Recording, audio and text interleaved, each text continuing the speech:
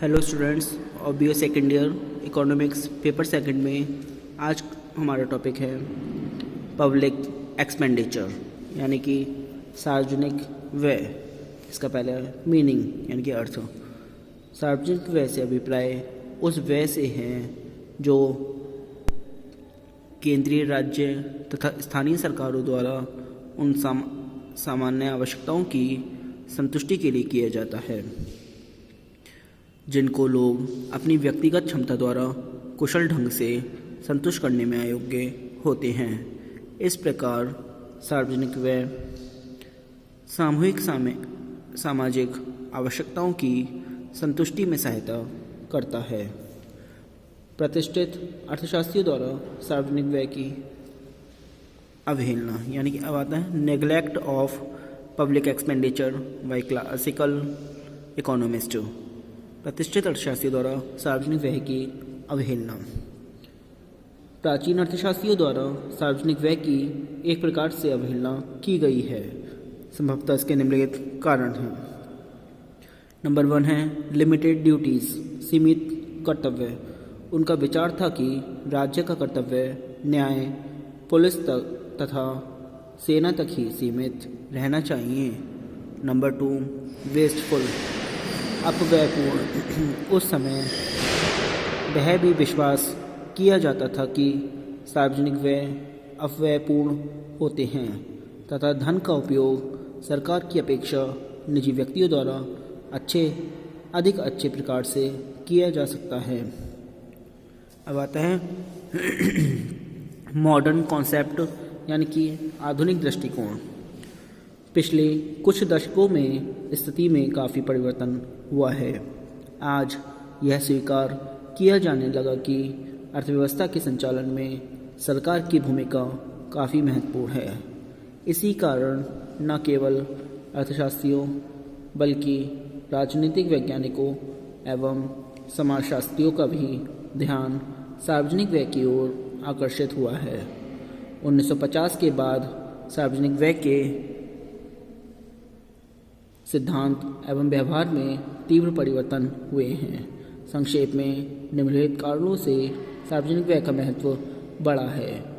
First है राज्य के आर्थिक कार्यों में कई गुना वृद्धि हुई है।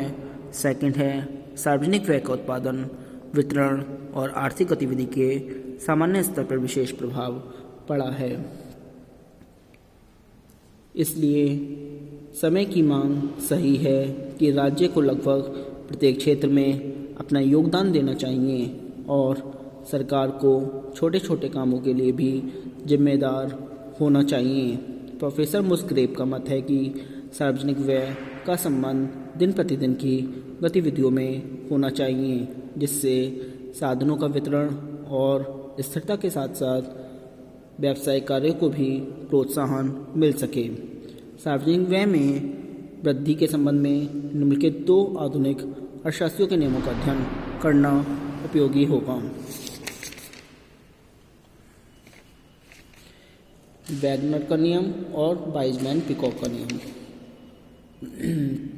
अब आता है प्रिंसिपल्स और model for increase in public expenditure. सार्वजनिक व्यय में वृद्धि से संबंधी सिद्धांत या model.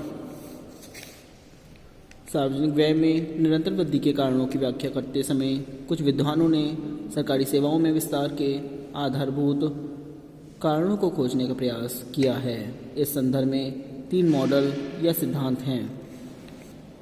Number 1 growth oriented model of public expenditure यानी कि सार्वजनिक व्यय में वृद्धि का विकासमूलक मॉडल। सुनिए, प्रोफेसर रोस्टोव एवं प्रोफेसर मुस्ग्रेव का मत है कि सार्वजनिक व्यय में वृद्धि के कारणों की व्याख्या आर्थिक विकास के संदर्भ में की जानी चाहिए। इसलिए इनकी व्याख्या को विकासमूलक मॉडल कहा जा सकता है। आर्थिक विकास की प्रारंभिक अवस्थाओं में अर्थव्यवस्था में होने वाले कुल विनियोग में सार्वजनिक क्षेत्र का अनुपात अधिक होता है। कारण यह है कि सार्वजनिक क्षेत्र आर्थिक विकास के लिए विभिन्न प्रकार की आर्थिक संरचनाएं उपलब्ध कराता है। उदाहरण के लिए सार्वजनिक क्षेत्र सड़क, रेल संचार, शिक्षा, स्वास्थ्य व सफाई आदि के लिए विनियोग करता है, जिससे आर्थिक और सामाजिक विकास को आवश्यक गति प्राप्त होती है और अर्थव्यवस्था उत्थान काल को प्राप्त कर स्वतः स्फूर्ति विकास की ओर अग्रसर होती है। आर्थिक विकास की सभी अवस्थाओं में कीमत अथवा बाजार व्यवस्था की असफलताएं व गतिरोध विद्यमान रहते हैं। इन असफलताओं व गतिरोधों का सामना करने तथा आर्थिक विकास की गति को तीव्र करने के लिए सरकार का हस्तक्षेप आवश्यक होता है। रोस्टोव का विचार है कि जब अर्थव्यवस्था परिपक्वता की स्थिति प्राप्त कर लेती है तो सार्वजनिक व्यय के स्वरूप में परिवर्तन होता है। आर्थिक संरचनाओं के निर्माण से हटकर सार्वजनिक व्यय का अधिकाधिक भाग शिक्षा, स्वास्थ्य तथा अन्य कल्याण संबंधी सेवाओं पर किया जाने लगता है। विपुल उपभोग की स्थिति में आय अनुरक्षण कार्यक्रमों एवं कल्याण संबंधी सेवाओं के पुनर्वितरण से संबंधित नीतियों का महत्व बढ़ जाता है तथा न केवल सार्वजनिक व्यय का बल्कि राष्ट्रीय आय का भी अपेक्षाकृत अधिक अनुपात इन मदों पर व्यय होता है। नंबर 2 आता है एडोल्फ वैगनर हाइपोथेसिस, यानी कि एडोल्फ वैगनर की परिकल्पना।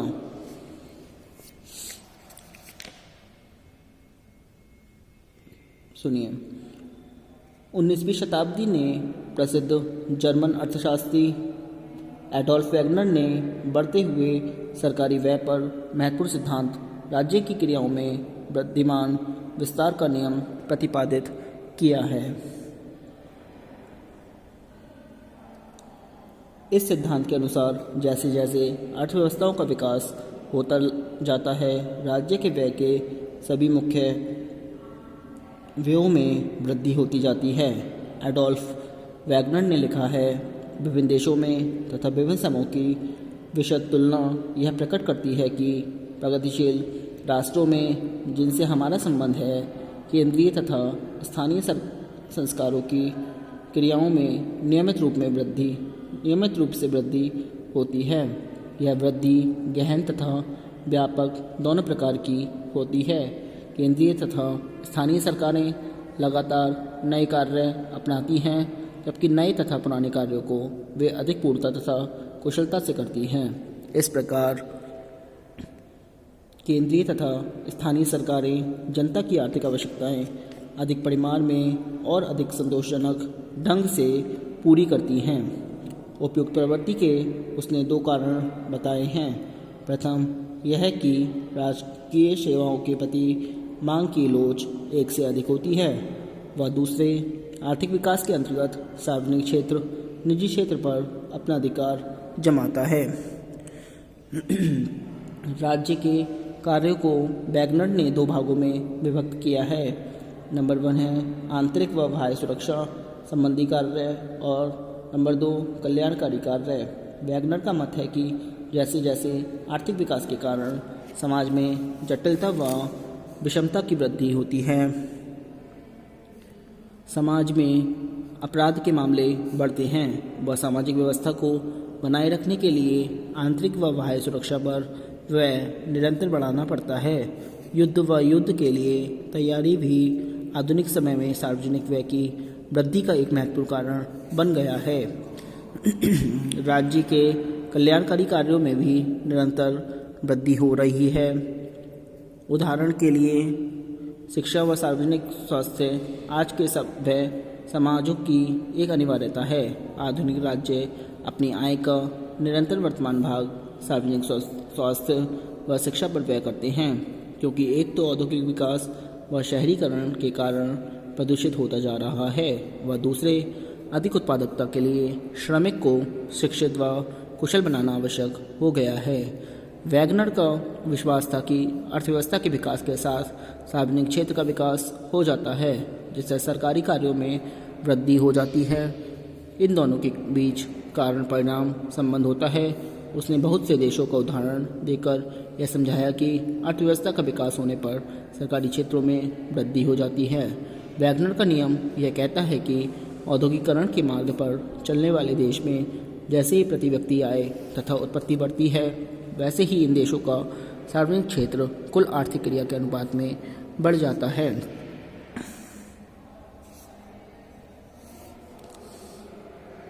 इसको रेखाचित्र द्वारा स्पष्टीकरण, रेखाचित्र देखिए इसका, यह है इसका चित्रण। वैगनर ने नियम को रेखाचित्र द्वारा स्पष्ट किया है। चित्र में सार्वजनिक वस्तुओं का प्रति व्यक्ति उत्पादन बाई एक्स एक्सिस पर ये रखा है, यानी कि बाई एक्स एक्सिस पर क्या है, मापा गया है। सार्वजनिक वस्तुओं का लिख रहा है ना, सार्वजनिक वस्तुओं का वास्तविक प्रति व्यक्ति उत्पादन, और प्रति व्यक्ति वास्तविक आय को एक्स अक्ष पर माना गया है। ये लिख रहा है वास्तविक प्रति व्यक्ति आय एक्स अक्ष पर। फिर नंबर सेकंड में PG1 रखा है। रेखा उन परिस्थितियों का संकेत करती है जिससे सार्वजनिक क्षेत्र का एक विशेष समय में समाज के कुल आर्थिक उत्पादन का एक अनुपात में निरंतर बनाकर रखता है। अन्य शब्दों में कहा जा सकता है कि जैसे ही समाज के आर्थिक विकास के कारण प्रति व्यक्ति आय में वृद्धि होती है, तो सार्वजनिक वस्तुओं का प्रति व्यक्ति उत्पादन कुल आर्थिक गतिविधियों के बराबर ही रहता है। नंबर थर्ड, संतुलित अनुपात रेखा को ये PG2 ये दे रखी है वाली लाइन, PG2 द्वारा प्रदर्शित किया जा सकता है। PG2 रेखा के साथ साथ सार्वजनिक वस्तुओं के उत्पादन में संबंधित संसाधनों का अनुपात समय के अनुसार बढ़ता रहता है। इधर रखा है O से जा रही है PG1 की लाइन, O से जा रही है PG2 की लाइन। बाई अक्ष पर हो गया सार्वजनिक वस्तुओं का वास्तविक प्रति व्यक्ति उत्पादन, और एक्स अक्ष पर हो गया वास्तविक प्रति व्यक्ति आय। ये तो हमारा इसका रेखाचित्र द्वारा स्पष्टीकरण हो गया। इसके बाद आज के लिए इतना ही। Thank you very much.